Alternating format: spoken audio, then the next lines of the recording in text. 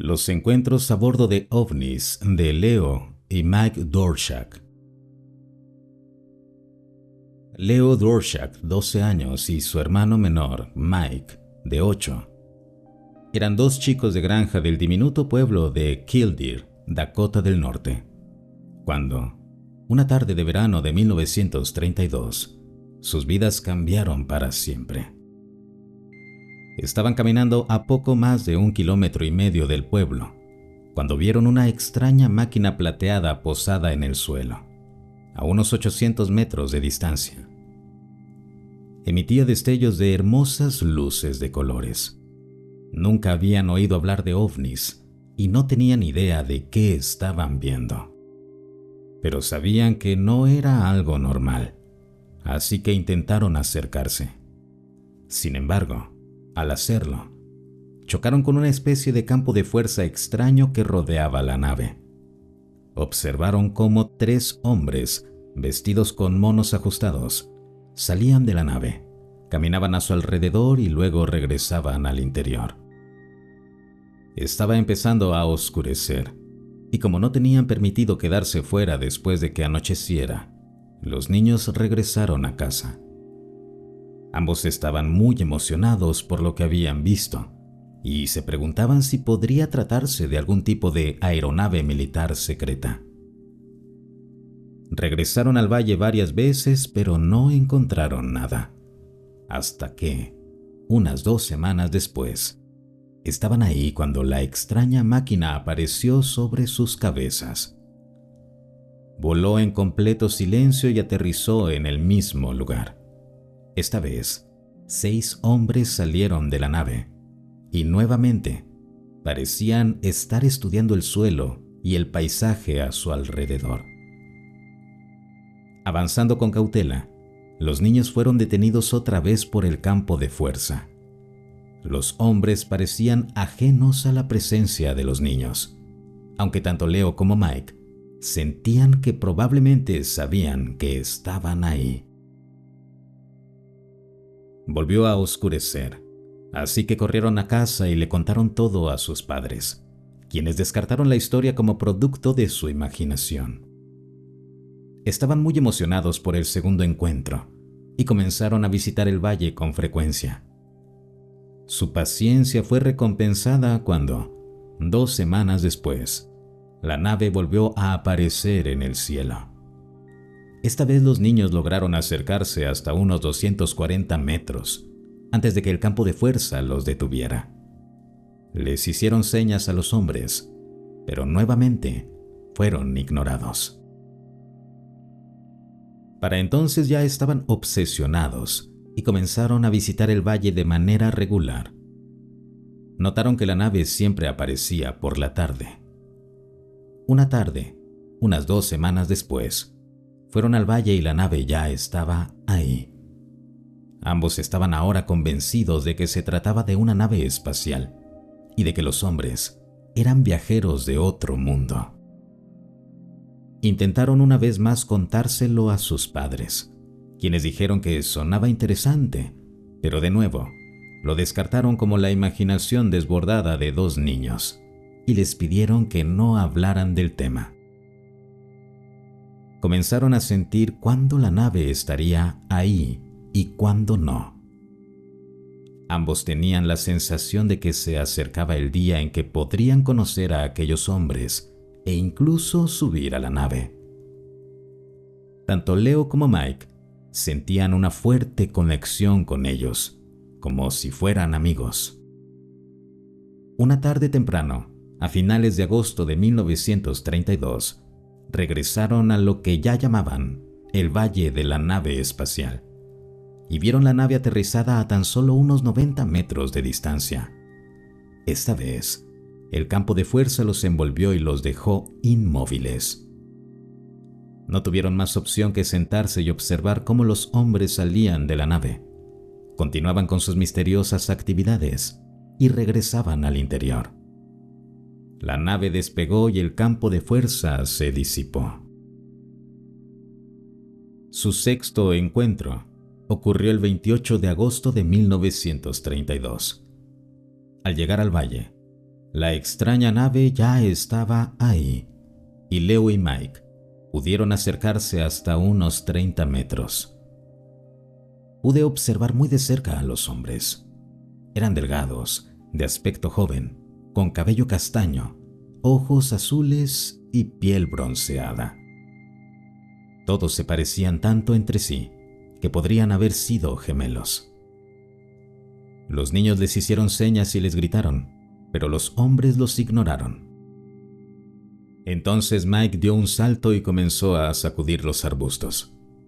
Los hombres se giraron y los miraron, y ambos niños se encontraron paralizados por una extraña fuerza que pasó sobre ellos y los pegó al suelo. Los hombres regresaron a la nave, la cual despegó y los liberó. Aunque fue aterrador, ambos niños estaban convencidos de que los viajeros espaciales eran amistosos y los dos estaban ansiosos por tener otro encuentro. Al día siguiente regresaron al valle para volver a ver la nave, y apenas habían llegado cuando ésta apareció y aterrizó. Pero esta vez chocaron casi de inmediato con el campo de fuerza y se encontraban mucho más lejos de lo habitual. Decepcionados, les hicieron señas a los hombres. Esta vez, los hombres no solo les devolvieron el saludo, sino que uno de ellos se acercó hasta quedar a unos 3 metros. Les sonrió y levantó la mano en señal de saludo, para luego regresar a la nave. Ambos niños estaban encantados y supieron que, tarde o temprano, podrían hablar con los viajeros espaciales.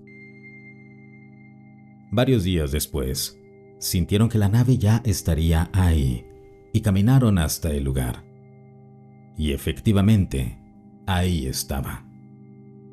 Esta vez no había campo de fuerza y Leo y Mike pudieron caminar directamente hasta la nave y hasta los hombres. Observaron con fascinación mientras los hombres realizaban su trabajo, mirando ocasionalmente a los niños y sonriéndoles. Finalmente, uno de los hombres se acercó a ellos y les dijo que admiraban la gran determinación de los niños por conocerlos. El hombre explicó que, en efecto, eran extraterrestres de otro mundo y que volverían a encontrarse y aprenderían muchas cosas. La oportunidad llegó el 19 de septiembre. Ya casi anochecía cuando Leo y Mike caminaron hasta el valle y vieron la nave ahí. Se acercaron directamente y fueron recibidos por 2 de los hombres, quienes les ofrecieron dejar que tocaran la nave. Luego, los niños fueron invitados a subir a bordo. Tras ser descontaminados por una luz extraña, se les dio un recorrido por el interior de la nave. Los extraterrestres sentaron a los niños y mantuvieron una conversación de 2 horas con ellos, compartiendo gran cantidad de información sobre ellos mismos. Este resultó ser el primero de una serie de encuentros para Leo Dvorak. De hecho, conforme Leo creció, fue llevado regularmente a bordo. Los extraterrestres se reunieron con él durante gran parte de su vida, compartiéndole enormes volúmenes de información sobre ellos mismos y sobre el futuro de nuestro planeta. Le dieron muchas predicciones, las cuales resultaron ser precisas. Leo es uno de los casos de contacto más antiguos y extensos registrados, y ofrece una mirada fascinante a la presencia extraterrestre en nuestro planeta.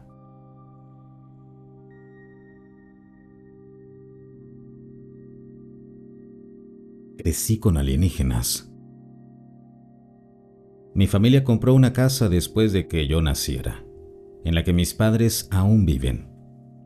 Está frente a un campo muy grande, sin luces, que por la noche se queda completamente a oscuras. Desde que tengo memoria, y ahora soy de mediana edad, escuchaba cosas afuera de mi ventana. Ruidos entre la hierba, a veces un sonido muy fuerte como un zumbido, parecido al de un avión pero no exactamente, y en ocasiones durante horas. Y siempre tenía una voz abrumadora en mi cabeza que me decía que no mirara afuera hasta que todo terminara. Siempre ocurría más o menos a la misma hora, entre las 2 y las 5 de la mañana.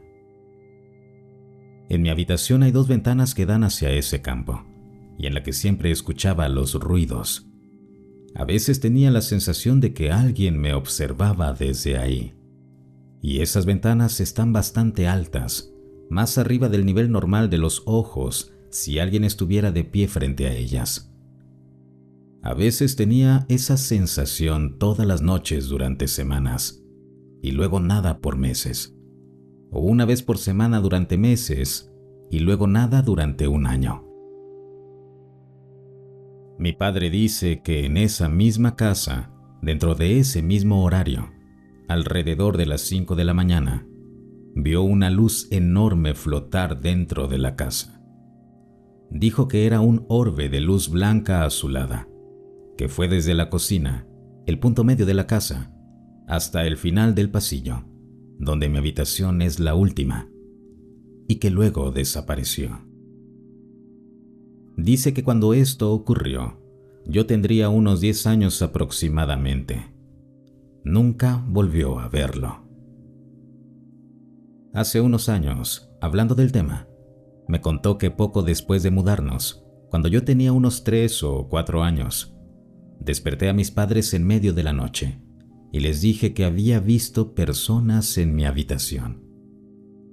Confirmé esto con mi mamá y ella dijo que en su momento fue preocupante porque yo nunca tuve amigos imaginarios ni nada parecido.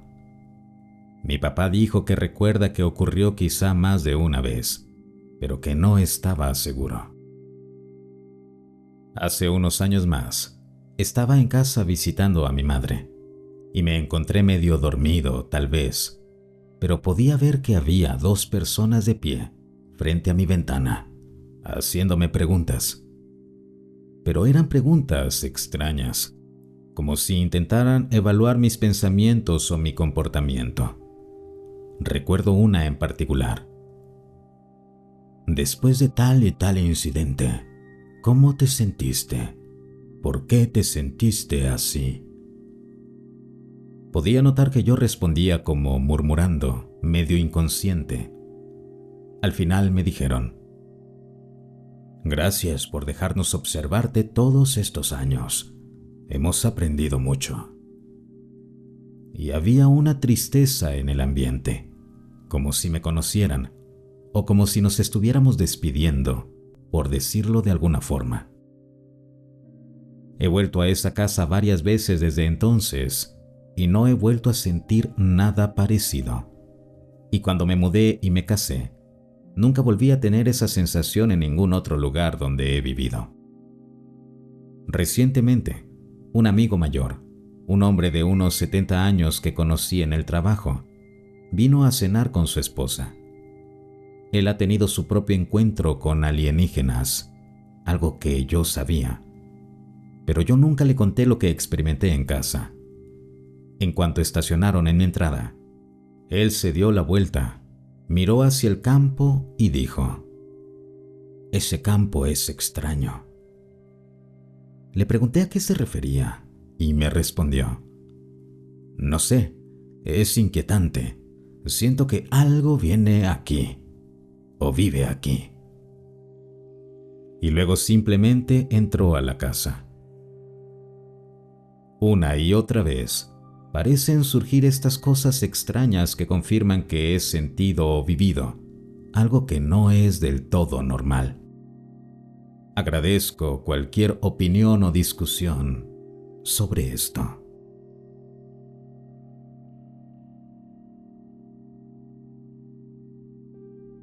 Un amigo de mi padre, que ahora debe tener más de 70 años, vivía en Córdoba, Argentina en ese entonces, una zona con muchos avistamientos en el Cerro Uritorco. Solía contarnos historias muy similares cuando venía a cenar a casa. Decía que cuando era niño, se despertaba en medio de la noche por luces blancas y azuladas, y que cuando intentaba despertar a sus padres y hermanos, estos no reaccionaban sin importar cuánto gritara o los sacudiera. Contaba que había personas observándolo desde la ventana, que las luces también entraban por ella, y que éstas entraban a su habitación y se lo llevaban a bordo de una nave espacial para someterlo a experimentos dolorosos. Nos mostró pequeñas cicatrices donde los tubos y las sondas habían entrado en sus brazos y en el abdomen.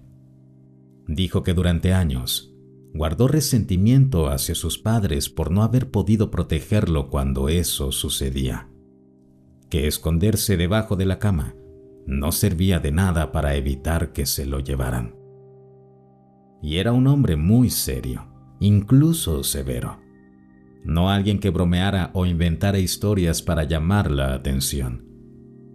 El pánico en sus ojos mientras describía todo esto era evidente. A pesar de que era alto y corpulento, el tipo de persona que no se asusta con facilidad. Yo era muy joven cuando nos contó esas historias. Tendría menos de 12 años. Su experiencia no fue nada parecida a la mía, pero pensé mucho en ella cuando ocurrió mi propio encuentro, años después, a los 26. Mi hija, que en ese entonces era apenas una bebé, y mi expareja dormían, y dos pequeños hombres estaban junto a mi cama cuando me desperté de repente, uno a cada lado de un hombre que parecía un humano muy alto, con un cabello extraño. Dijeron algunas cosas que no recuerdo, y luego, tú sabes lo que tienes que hacer. Solo que en ese momento no tenía idea de a qué se referían, y aún hoy no lo sé. Así que fuera lo que fuera, debí haberlos decepcionado, ya que un sastre difícilmente es alguien influyente como para marcar una diferencia. Luego, algunos años después, cuando mi hija, que ahora tiene 15, tenía 11 o quizá 10, me dijo una mañana que había dormido muy mal porque había una luz blanca azulada afuera de la ventana de su habitación, una ventana muy pequeña en realidad. Dijo que la vio durante un rato y que luego flotó frente a su ventana, examinándola por un tiempo, o al menos eso afirmó. Y después de todo lo que yo había vivido, le creí. He visto luces como esas antes, sobre un cuerpo de agua a las afueras de Cava, Buenos Aires, Argentina. Cuando yo tenía 12 años en El Zapato, Córdoba, cuando mis compañeros de clase y yo vimos un disco naranja esconderse detrás del cerro Uritorco y no salir jamás por el otro lado. Además, mi tío y una pareja que se besaba cerca vieron una flota completa de 12 naves triangulares con aspecto metálico y luces naranjas debajo, en Ituzaingó, Buenos Aires, Argentina, alrededor de las 2 de la mañana un día cercano a Navidad, algunos años antes de que yo naciera, mediados de los 80s. Él estaba en una parada de autobús y corrió a su casa por su cámara, pero antes de que pudiera recorrer unos 400 metros, la flota apagó sus luces y desapareció. Así que, tal vez te estén observando a ti y a tu familia, del mismo modo en que parecen estar observando a la mía.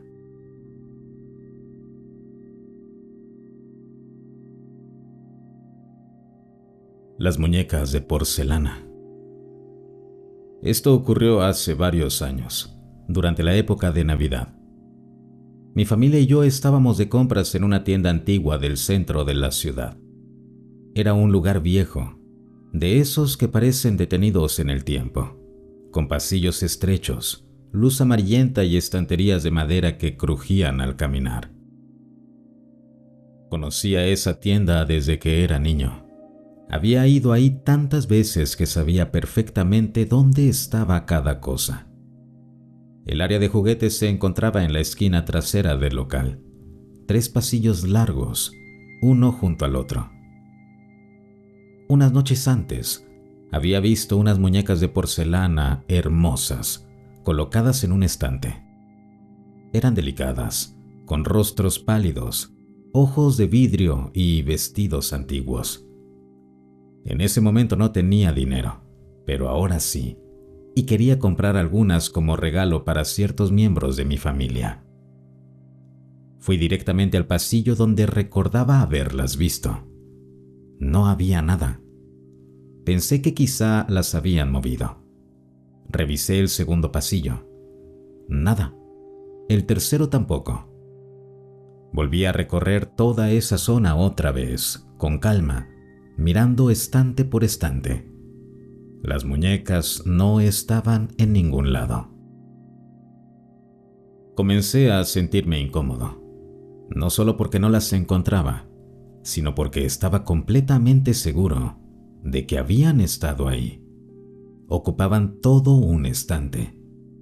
Era imposible que las hubiera imaginado. Caminé por esa área varias veces más. Empecé a notar que algunos clientes me miraban de forma extraña, como si les pareciera raro que diera tantas vueltas sin llevar nada en las manos. Después de varios minutos, tuve una idea absurda, casi automática. Darme una última vuelta, pero despacio, sin pensar demasiado, solo caminar. Y entonces las vi. Las muñecas de porcelana estaban ahí, todas, en sus cajas, exactamente como las recordaba. Ocupaban todo el estante del pasillo. Fue como si siempre hubieran estado ahí, y al mismo tiempo, como si acabaran de aparecer. Sentí un escalofrío inmediato. Me quedé quieto unos segundos, mirando. No entendía cómo había podido pasar por alto algo tan evidente. Intenté convencerme de que simplemente estaba cansado o distraído. Fue entonces cuando noté algo más. El ambiente había cambiado. Todo estaba en silencio. Ya no se escuchaban pasos ni voces, ni el ruido típico de una tienda llena en temporada navideña. Nadie más entraba al pasillo donde yo estaba. Miré hacia los extremos del pasillo y vi a personas pasar frente a él, pero ninguna volteaba, ninguna entraba. Era como si ese espacio no existiera para ellos. Incluso vi a mi propia familia pasar frente al pasillo. Caminaban a pocos metros de mí. Ninguno me miró. Nadie dijo mi nombre. Era como si yo no estuviera ahí. En ese momento no sentí miedo. Eso es lo más inquietante. Sentí una calma extraña, artificial, como si algo me estuviera manteniendo tranquilo a propósito. Tomé 3 muñecas. Al tocarlas sentí el frío de la porcelana incluso a través de la caja. Por alguna razón tuve la sensación de que no debía quedarme más tiempo ahí. Salí del pasillo y el ruido regresó de golpe. Voces, música, pasos. Todo volvió a la normalidad. Fui directo a la caja y pagué. Más tarde, ya en casa, varios miembros de mi familia me preguntaron dónde había encontrado las muñecas. Me dijeron que ellos también las habían estado buscando, que recorrieron el área de juguetes varias veces y que no había nada parecido. Les expliqué exactamente dónde estaban. Me miraron confundidos. Juraron que habían revisado ese mismo pasillo una y otra vez, que no había muñecas, que no había ningún estante lleno de cajas. Ahí fue cuando sentí el verdadero miedo. No fue un susto inmediato, sino algo más lento. Una sensación pesada. Empecé a recordar el silencio, la forma en que nadie me veía, la manera en que las muñecas parecieron aparecer solo para mí. Hasta el día de hoy no sé qué fue lo que pasó. No sé si fue algún tipo de fallo en la realidad, un momento fuera del tiempo o algo más. A veces pienso que ese pasillo no era exactamente la tienda, que por unos minutos estuve en otro lugar, o que se me permitió ver algo que no debía. Nunca volví a ver muñecas de porcelana en ese lugar, y todavía, cuando recuerdo sus rostros detrás del vidrio de las cajas, tengo la sensación de que no eran simples juguetes, sino algo que estaba esperando ser encontrado.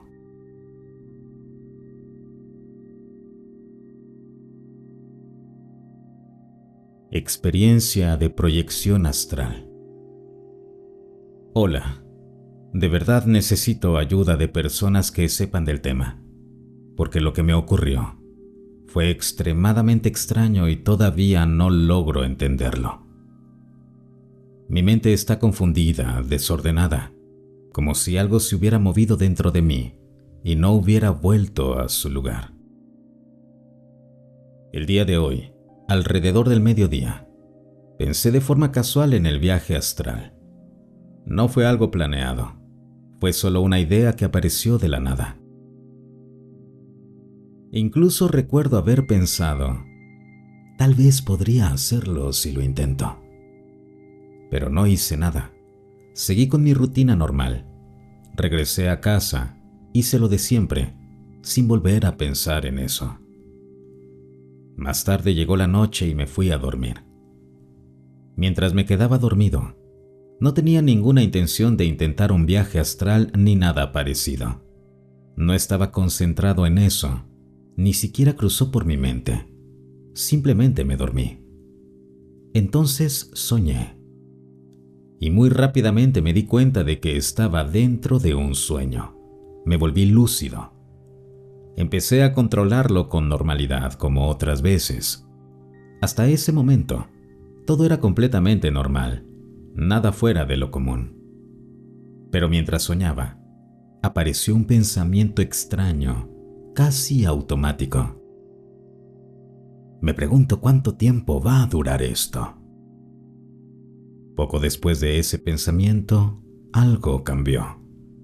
De repente, comencé a elevarme. No fue una sensación vaga o simbólica, fue literal. Vi cómo mi cuerpo se levantaba del lugar en el que estaba dentro del sueño, como si hubiera una cuerda invisible atada a mí y alguien estuviera tirando desde arriba. No flotaba suavemente, estaba siendo arrastrado hacia arriba. Y entonces ocurrió algo que me heló la sangre. Vi el mundo. No lo imaginé, no fue una idea, lo vi de verdad. Era real, claro, definido. En ese instante entendí que eso ya no era un simple sueño. El miedo me golpeó de lleno. Supe, con una certeza absoluta, que estaba entrando en algo más, algo que no podía controlar. Entré en pánico. Empecé a gritar.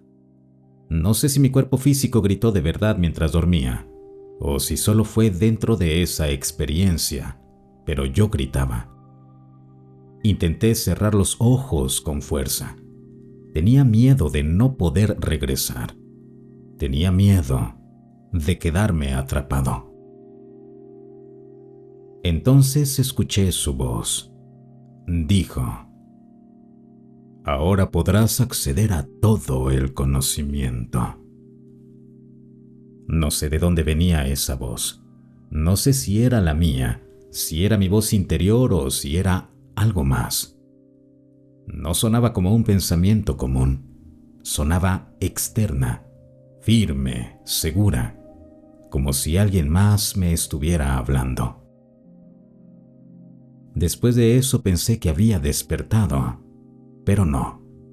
Me encontré dentro de otro sueño. Estaba en la escuela, tratando desesperadamente de decirle a mis amigos que había tenido un sueño horrible, que algo muy malo me había pasado.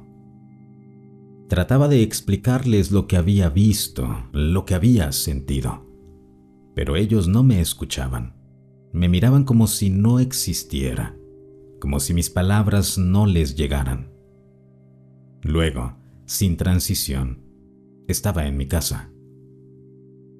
Recuerdo intentar calmarme, intentar volver en mí, sacudirme lo que había pasado. Pero incluso en ese momento, sentía que algo no estaba bien. Había una sensación pesada, como si todavía no estuviera completamente despierto. Y entonces, por fin, desperté de verdad, o eso creo. Mi mente estaba hecha un caos. Durante varios minutos no pude entender qué había pasado. Todo se sentía irreal. Por un momento incluso pensé que todavía estaba soñando. Me costaba confiar en la realidad.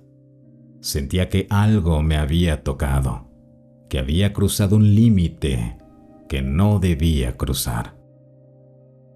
Nunca antes había vivido algo así. Ahora no dejo de preguntarme, ¿significa algo esto? ¿Se me está pidiendo algo? ¿Abrí una puerta sin querer? ¿O alguien o algo se dio cuenta de mí? Si alguien tiene conocimiento sobre esto, por favor, no dude en comentar. De verdad necesito entender qué fue lo que me pasó.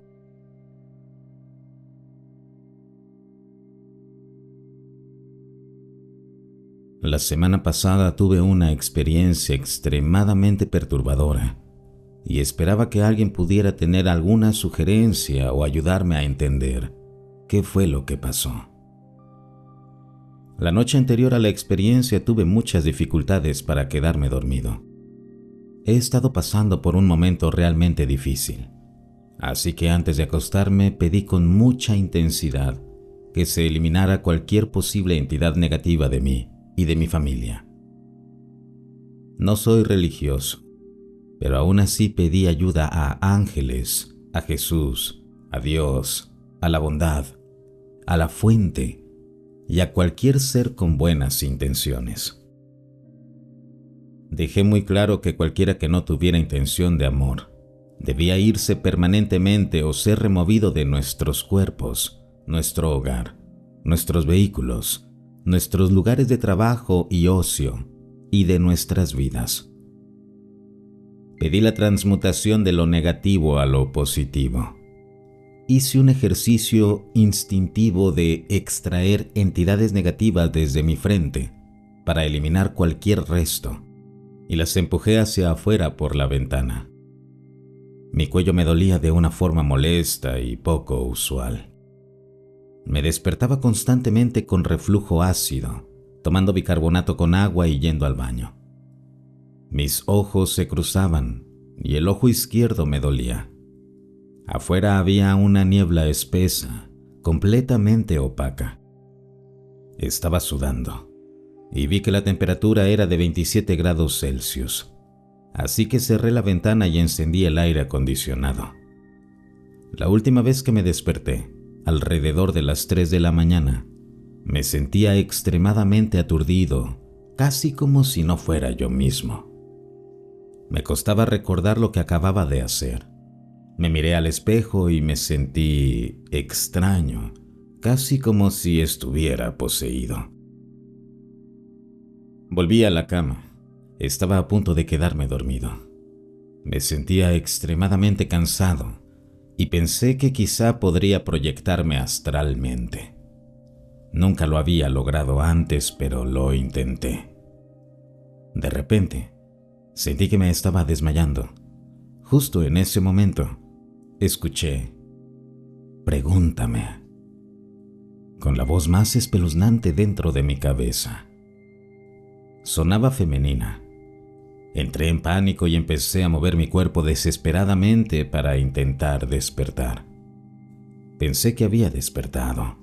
Dije, "Oh Dios mío", en voz alta, y comencé a llorar. Mi pareja me consoló. Estábamos en nuestra habitación, en nuestra cama, a oscuras, pero todo se sentía diferente. Aquí teníamos un cabecero con barandal y mi pareja tenía una mesita de noche.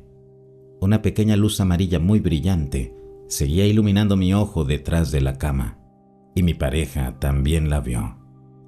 Ninguno de los dos sabía de dónde provenía. Cuando le mencioné a mi pareja que la luz me estaba quemando el ojo izquierdo o la retina y que estaba dejando una impresión visual, fue entonces cuando realmente desperté. Poco tiempo después, alrededor de las 4 de la mañana. Me quedé acostado un momento tratando de entender lo que había pasado. Estaba en shock, perturbado y con miedo, y me aseguré de escribir todo esto en cuanto me calmé un poco. Estoy bastante preocupado. ¿Fue esto algún tipo de proyección astral? ¿Pudo haber sido una entidad negativa? Si alguien tiene conocimiento sobre esto, agradecería cualquier cosa que esté dispuesto a compartir.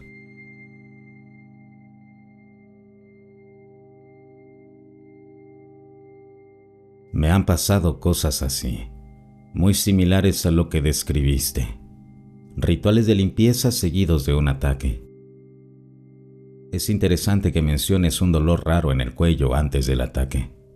Nunca había conectado ambas cosas de forma tan concreta, pero definitivamente yo también tengo dolores extraños, incluyendo en la parte trasera o lateral del cuello, y a veces sensaciones raras antes de que ocurra el ataque. Dicho eso, cosas exactamente como las que describes solo me han pasado 2 veces. Aún así, he pensado bastante tiempo leyendo sobre este tipo de experiencias y he hablado con personas con mucha más experiencia que yo. Esto es lo que puedo decir, aunque obviamente es solo mi opinión. Primero que nada, acabo de notar que dijiste que estabas intentando hacer un viaje astral y que nunca lo habías logrado antes. Yo tomaría esto como tu primera lección de que el gran plano astral es peligroso. Proyectarte astralmente cuando estás en un estado debilitado no es la mejor idea, y menos si es tu primera vez. Con gusto, puedo hablar más sobre mi experiencia y comprensión del plano astral aquí u otro día si tienes preguntas. No escuches a las personas que te dicen que no puedes sufrir daño en el plano astral. Eso no es cierto bajo ninguna circunstancia. Esa gente no sabe de lo que está hablando. No sé demasiado sobre ese tipo de entidades, pero lo que sí sé es que parecen alimentarse principalmente de la atención. Simplemente olvídalo y sigue adelante. Sé que eso puede ser increíblemente difícil, pero lo que yo hago es enfocarme intensamente en lo que amo y vivir de la forma más saludable posible, al menos por un tiempo. Estas cosas tienden a aparecer solo cuando estás en un estado espiritualmente debilitado, así que aprender a fortalecer tus defensas es una buena idea. Con gusto puedo explicarlo también. Es una práctica común cargarse de energía y usar meditaciones de tipo escudo antes de hacer rituales de limpieza. La clave en todo esto es que tienes que creer en tu propio poder y en tus acciones. Si llamas a algo para pedir ayuda, tienes que creer en lo que estás haciendo. De hecho, yo diría que eso es apenas el primer paso, pero es absolutamente esencial.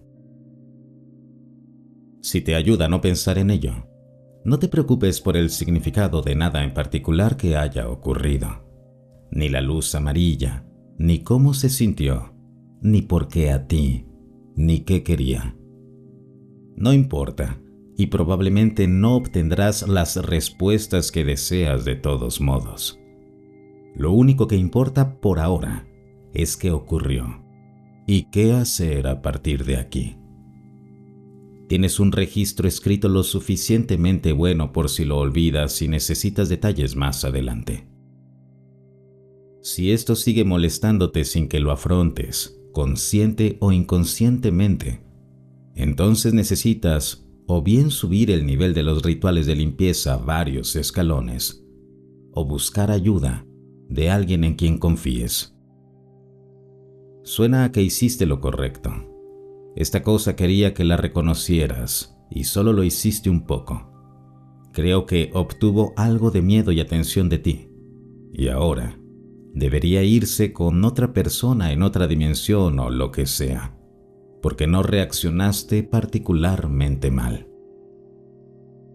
Estas cosas tienden a buscar a una víctima que las adore sin que la víctima siquiera se dé cuenta. No parece ser el tipo de persona, así que deberías estar bien. Si quieres hablar más del tema, siéntete libre de mandarme un mensaje directo. De nuevo, esto es solo mi opinión, así que tómalo con cautela, por supuesto. Espero que todo salga bien. Ahora que lo pienso, tengo mucho más que decir si te interesa, pero dejaré este mensaje así por ahora. Ya llevo demasiado tiempo escribiendo. Una última cosa.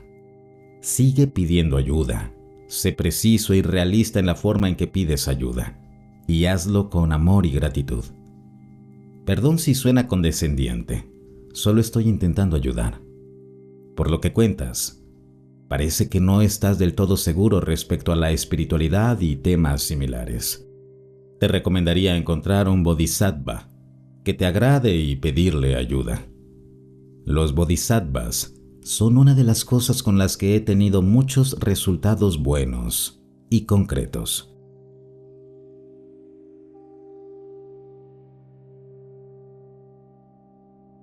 Fui médico en un programa gubernamental secreto. Nos dijeron que era por el bien de los niños. Me niego a morir sin contar lo que vi. Estoy llegando al final de mi vida.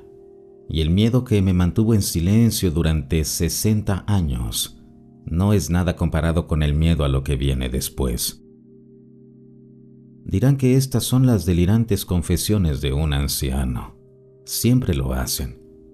Pero si fui capaz de mentirle a mi propia familia durante décadas, imaginen lo que un gobierno poderoso puede hacer a toda la población. Apenas entiendo cómo funciona Internet. Mi nieto me mostró este lugar hace unos meses. Dijo que era el mejor sitio para dejar algo atrás. Espero que tenga razón. Cuando fui seleccionado para unirme al proyecto Joven Patria, no pude contener mi emoción. Para un residente de medicina como yo, ser invitado a algo tan secreto superaba cualquier cosa que hubiera imaginado. No estaba abierto al público, ni siquiera se reconocía su existencia. Ese nivel de secretismo me hizo sentir importante. También me mantuvo ciego ante el horror en el que estaba entrando. Nos dijeron que estábamos ayudando a nuestro país a luchar contra el comunismo, que estábamos protegiendo a los niños de tomar el camino equivocado. No había mayor honor que ese. Esa fue la mentira que nos vendieron. Los primeros días dentro de la instalación fueron exactamente lo que prometieron. Exámenes médicos, seguimiento del crecimiento, evaluaciones psicológicas, videos educativos. Nada fuera de mi formación profesional. Pero incluso entonces, 2 campos en los formularios médicos llamaron mi atención. Solo eran llenados por mis superiores. Compensación aplicada, sí o no. Cambios físicos visibles. Seguido de 3 líneas en blanco. En ese momento no sabía qué significaban.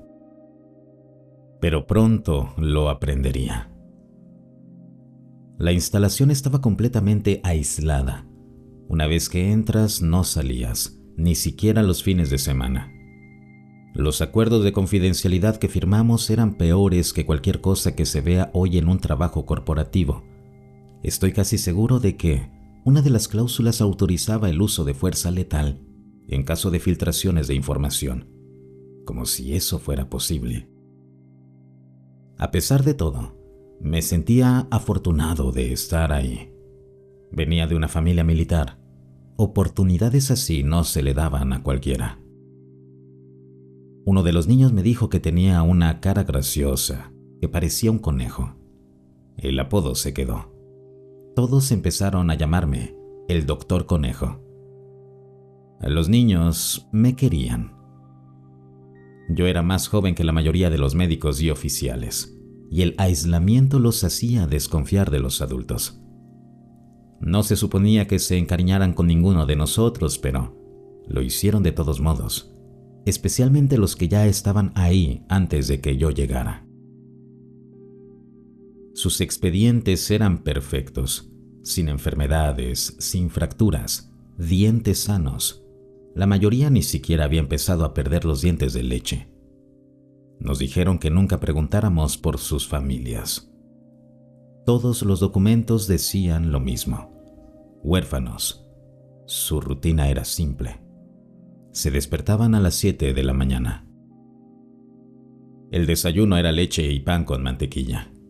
Eran castigados si no se terminaban la leche. Tenían clases hasta el mediodía. El almuerzo iba seguido de otro vaso de leche. De nuevo, había castigos si no se la terminaban. Por la tarde, se les permitía jugar hasta las 5 p.m.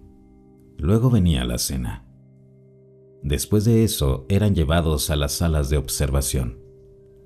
Las enfermeras aplicaban los protocolos nocturnos y los ponían a dormir. A menudo notaba que revisaban algo debajo de las almohadas de los niños antes de irse. Ahí era cuando comenzaba nuestro trabajo. No se nos permitía ver el interior de las habitaciones. Solo teníamos acceso a monitores de ritmo cardíaco y sensores de respiración, cortesía de nuestros socios estadounidenses. Las grabaciones de video se revisaban más tarde. La primera semana transcurrió en calma. Los niños estaban tranquilos, receptivos y obedientes. Nos decían que todo era por el bien mayor. Las cosas cambiaron después de la marcha de la familia con Dios por la libertad. Todos sabíamos que el presidente Goulart estaba a punto de ser derrocado. El proyecto había comenzado antes del golpe, así que nos parecía algo normal. Pero no había nada divino en lo que realmente hacíamos, y mucho menos libertad. Durante la semana del 13 de marzo, llegó un nuevo grupo de niños. Estaban sedados, aterrados. No se les permitía decir sus nombres. Los soldados los golpeaban cuando lo intentaban. Se nos ordenó mezclar un nuevo compuesto en la leche de la mañana y observar si causaba algún efecto secundario visible.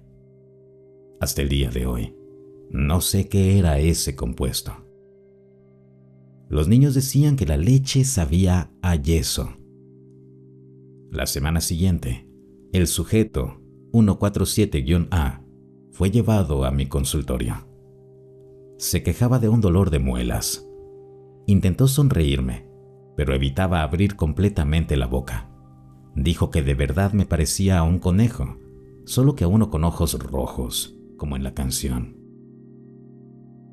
Sus dientes de leche debieron haberse caído meses atrás. Ninguno estaba flojo. No me permitieron examinarlo más. Solo querían saber si por lo demás estaba sano. Sus signos vitales eran normales. Esa noche, lo colocaron en una sala de observación separada de los demás y me ordenaron permanecer de guardia. Para entonces, no era la primera vez que algo se sentía mal. Él no había sido el primero en quejarse de dolor de muelas. Ninguno de nosotros se sentía cómodo ya. Para ese momento, éramos menos médicos y más como sepultureros, pero no se nos permitía irnos. El sujeto 147-A. Fue ahí cuando me di cuenta de que algo estaba realmente roto. Los archivos de las pruebas comenzaron a regresar con notas escritas por mis superiores. Actualizar protocolo. Objeto archivado. Compensación no aplicada. Casi todos esos expedientes pertenecían a niños que entraban a la sala de observación aislada y nunca volvían a ser vistos. Nos dijeron que habían sido devueltos a sus familias. Eran todos huérfanos, ¿no? Firmé los papeles de todos modos. Cualquier otra persona habría hecho lo mismo. Esa noche no dormí. Recuerdo a 147-A despertando. Eso no debía suceder.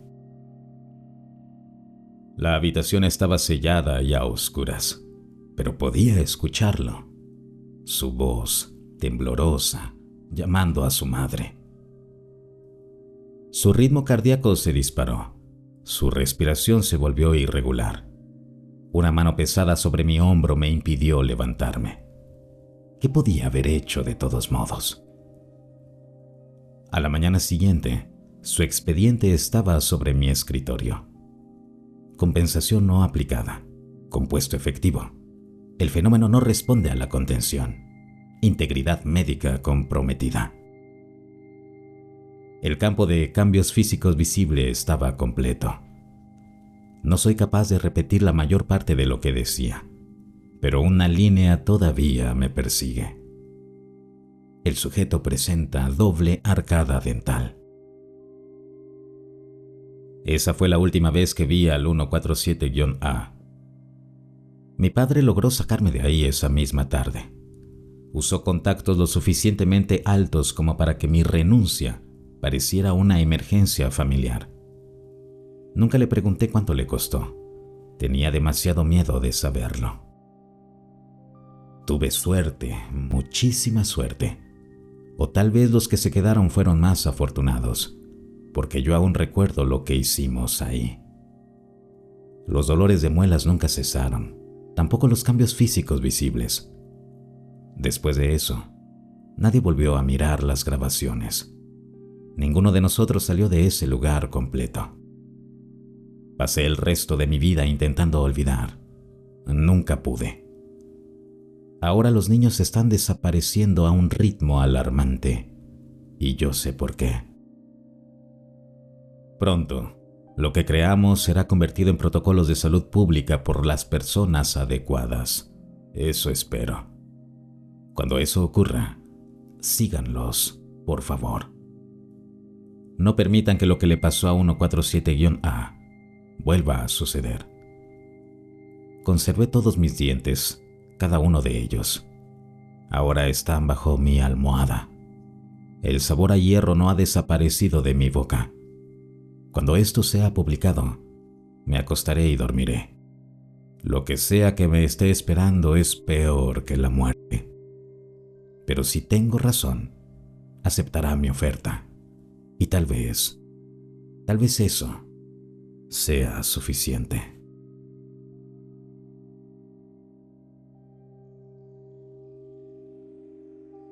Creé una técnica de sueños lúcidos y mis sueños han sido una locura. También se la he enseñado a otras personas. Hace unos años creé una técnica para alterar la percepción llamada limbo. Con el tiempo descubrí que esta técnica tiene muchos usos, pero uno de los resultados más surrealistas es el sueño lúcido. Nunca pude hacerlo cuando era niño, y siempre lo deseé. Creé la técnica con la intención de usarla para algo completamente distinto. Siempre me ha entretenido la mente humana, así que experimenté con formas de alterar mis emociones y mi percepción de manera natural. Quería una técnica que me hiciera sentir calmado, enfocado y mentalmente claro. Y limbo fue eso. No podía creer cómo me hacía sentir cuando la creé por primera vez. Muy relajante, eufórica y capaz de hacerte dormir casi de inmediato cuando se realiza correctamente. Pero en menos de 2 semanas practicando limbo a diario, tuve mi primer sueño lúcido. En ese momento no vi ninguna relación. Sin embargo, seguí practicando limbo todos los días porque era relajante y eufórico. Y mis sueños lúcidos comenzaron a ocurrir con más frecuencia, además de volverse mucho más vívidos. No fue sino hasta una noche en la que usé limbo antes de dormir. Normalmente solo lo practicaba durante el día cuando tenía tiempo libre, que algo cambió. En cierto punto, pude reconocer fácilmente el umbral entre los pensamientos de vigilia y los pensamientos del sueño. Es casi imposible de explicar. Era como si sintiera y viera el aire que siempre había estado respirando. Y cuando pensaba en ello, comenzaba a recuperar la conciencia. Al día siguiente entendí lo que realmente era la técnica. Es un método para entrenar y manipular la conciencia subconsciente desde su base. Cuando la llamé limbo, fue porque la técnica se siente como un estado intermedio entre estar despierto y dormido. En ese momento no sabía que literalmente estaba en un estado progresivo de conciencia simultánea entre vigilia y sueño. Por eso, con el tiempo, te vuelves más capaz de tener sueños lúcidos, incluso sin un deseo específico de lograrlos. La conciencia de la mente subconsciente se fortalece al usar la técnica. Es como ensamblar un control para jugar en otra vida con el paso del tiempo, y se vuelve así de vívido. Me he despertado algunas veces confundido o decepcionado. Uno de los tipos de sueños más constantes que tenía después de practicar esto eran aquellos en los que volaba. Los primeros se sentían extremadamente torpes. Literalmente chocaba contra las paredes. Me sentía pesado y me movía muy lentamente. Pero con el tiempo me volví coordinado dentro de mis sueños. Se siente increíble. También he tenido algunas experiencias recientes bastante interesantes. Por ejemplo, después de algunos meses de vuelo onírico constante, me sentí seguro de que podía simplemente dormir sin perder la conciencia. Sabía que podía pasar sin interrupciones de estar completamente despierto a soñar y volar. Quise probarlo porque estaba convencido, así que me fui a dormir, pero mantuve mi conciencia aprendida a través del limbo y pasé sin problemas a mis sueños. El cuerpo seguía plenamente consciente, pero no de forma física. Era totalmente consciente del proceso de pasar de estar despierto a dormir y luego soñar. Al hacer esto, seguía acostado en mi cama, usando la misma ropa pero soñando. Entonces me senté, luego me levanté y pensé en volar, así que volé. En ese momento me pareció increíble. Más que volar, estaba levitando en el sueño. Pero levité hacia el pasillo de mi casa y todo era igual. Me emocioné mucho por haberlo logrado y solté el control. Recuerdo claramente cómo todo se volvió negro cuando me rendí, como si hubiera pensado, ya lo hice, bien, ya terminé. Si puedes tener sueños lúcidos, esta técnica puede hacerlos 100 veces más vívidos. Es un método probado y comprobado que me encanta compartir. Adjuntaré un documento de Google con la técnica, pero por favor, revisa mi video en YouTube para aprenderla y mostrar apoyo. Muchas gracias.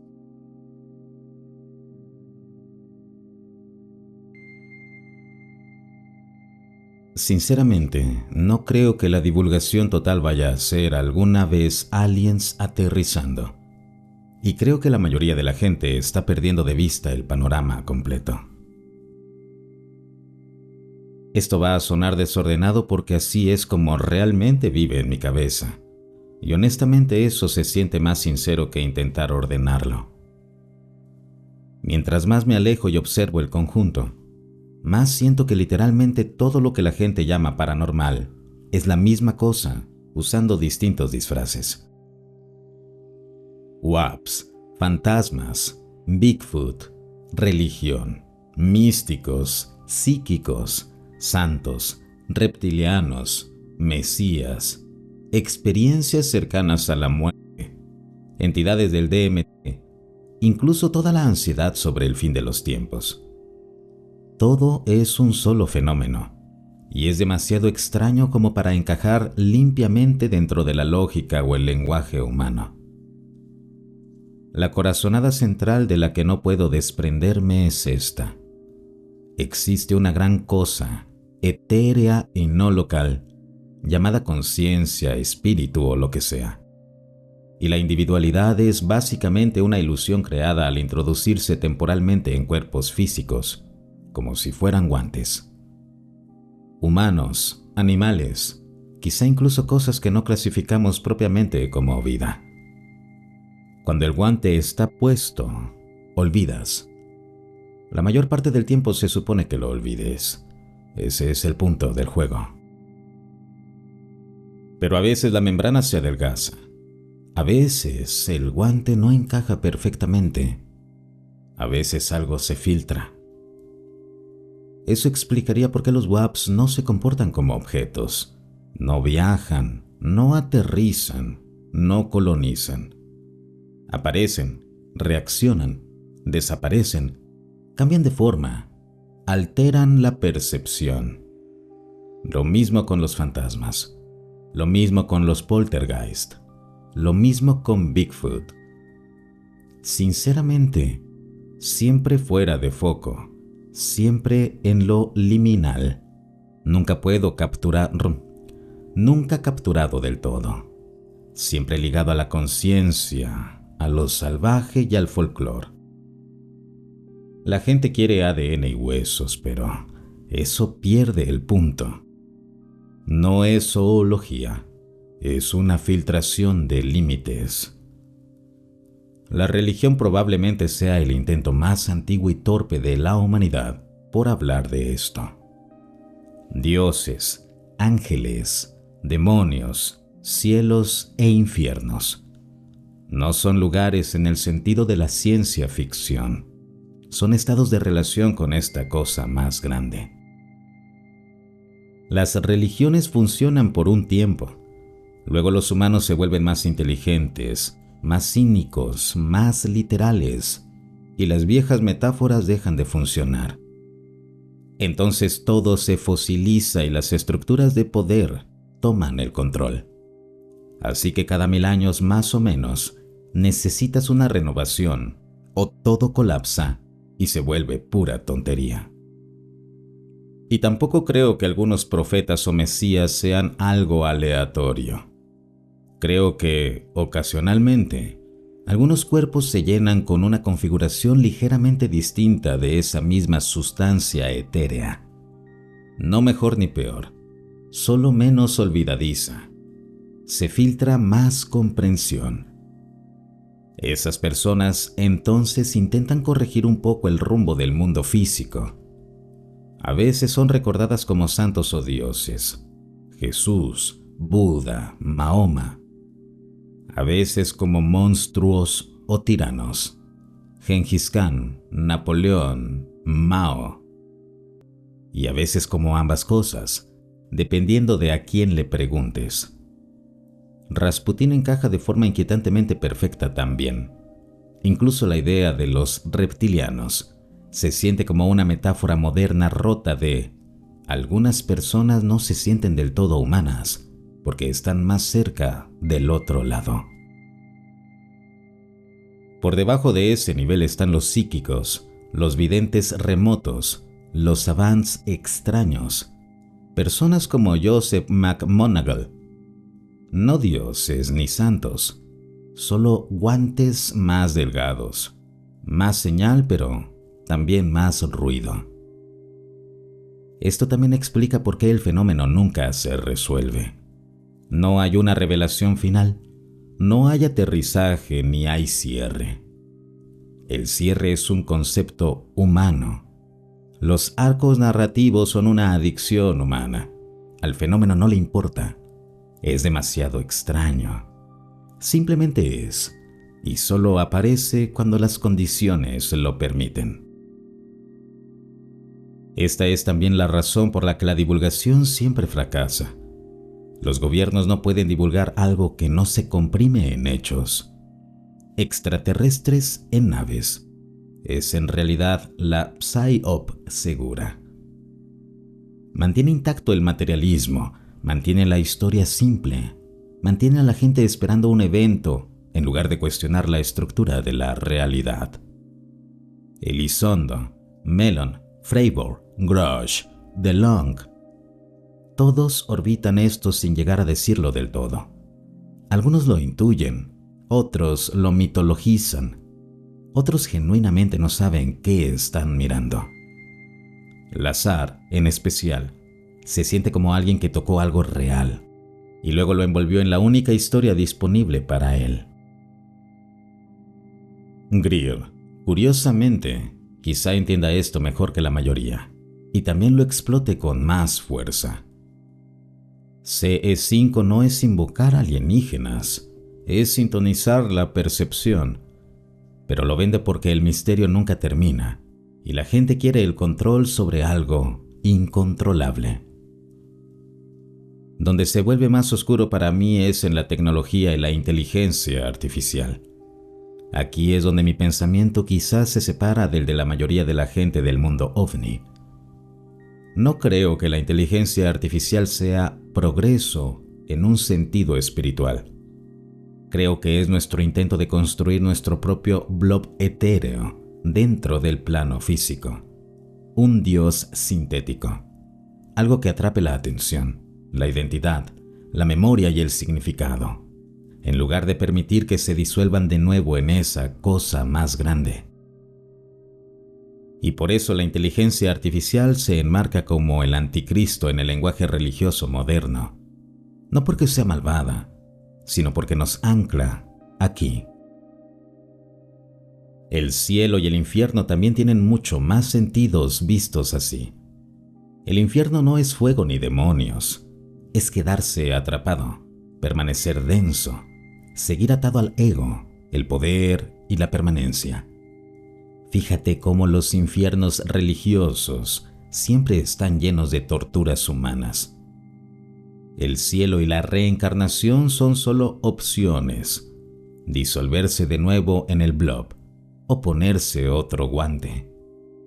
Quizá incluso uno mejor si jugaste limpio el juego, o tal vez regreses para arreglar algo que rompiste. Y sí, la idea de la decadencia moral se siente real para mí, pero no en un sentido boomer de los jóvenes de hoy. Más bien como que las civilizaciones se vuelven demasiado listas, demasiado autorreferenciales, demasiado narcisistas, demasiado convencidas de que ya lo han resuelto todo, y entonces se desvían en la dirección equivocada. Luego algo reinicia todo. No un apocalipsis con trompetas, sino eventos a nivel de extinción. Un meteorito, una plaga, el clima, lo que sea. Se borra el tablero. Llega una nueva tanda de espíritus y se intenta otra vez. Un día del juicio sin juez. Así que, si llega algún tipo de divulgación, no creo que sea en forma de archivos o videos. Creo que será una nueva religión, o algo cercano a una religión, pero despojada del absurdo medieval y adaptada a mentes cínicas y posmodernas. Algo que admita la incertidumbre, algo que no prometa cierre, algo que diga: esto es demasiado extraño, pero así es como puedes vivir de todos modos. Porque al final del día, a eso apunta todo esto. No a respuestas ni a extraterrestres ni a tecnología. Solo a un recordatorio de que la realidad es mucho más extraña de lo que nos resulta cómodo, y que probablemente no estamos destinados a comprenderla del todo mientras llevamos puestos estos guantes. Y honestamente eso está bien. El fenómeno es simplemente demasiado extraño.